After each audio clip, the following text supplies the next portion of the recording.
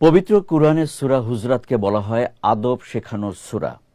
নবী করিম সাল্লাল্লাহু আলাইহি সাল্লামের সঙ্গে কিভাবে আচরণ করা উচিত, তার সামনে কিভাবে কথা বলা উচিত, অনুমতি না নিয়ে তার ঘরে প্রবেশ থেকে বিরত থাকা উচিত, এই বিষয়গুলোই সূরাটিতে স্থান পেয়েছে। বিস্তারিত জানাচ্ছেন সৈয়দ নওশাদ। আল্লাহ তাআলা যখন সূরা হুজুরাত নাজিল করেন তখন সাহাবীরা খুব ভয়ে ছিলেন।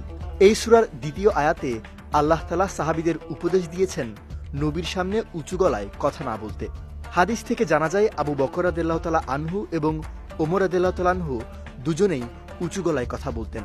এই আয়াত নাজিলের পর হযরত ওমর রাদিয়াল্লাহু তাআলা আনহু মহানবীর সামনে এত নিচু গলায় কথা বলতেন যে নবী সাল্লাল্লাহু আলাইহি সাল্লাম তার কথা বুঝতেই পারতেন না। তিনি আবার জিজ্ঞাসা করতেন, কি বলছো ওমর, আবার বলো।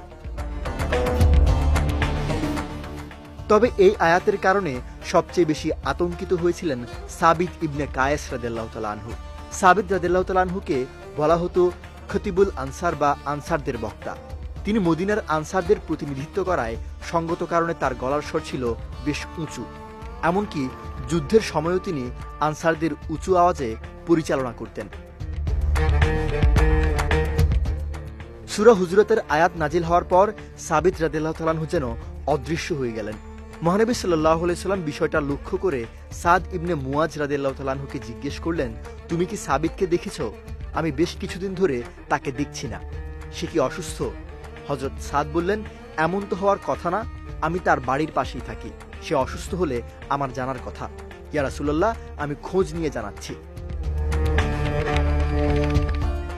এরপর সাদ রাদিয়াল্লাহু তাআলা আনহু সাবিত ইবনে কায়েস রাদিয়াল্লাহু তাআলা আনহুর ঘরে প্রবেশ করলেন।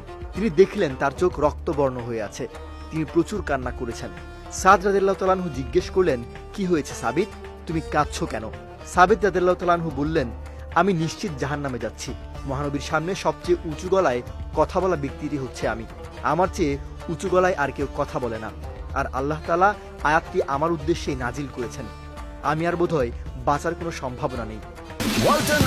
হযরত সাদ ইবনে মুয়াজ রাদিয়াল্লাহু তাআলা আনহু মহানবী সাল্লাল্লাহু আলাইহি সাল্লামের কাছে গিয়ে সব খুলে বললেন। রাসূল সাল্লাল্লাহু আলাইহি সাল্লাম বললেন, সে জাহান্নামী নয়, বরং সেই আসলে জান্নাতি।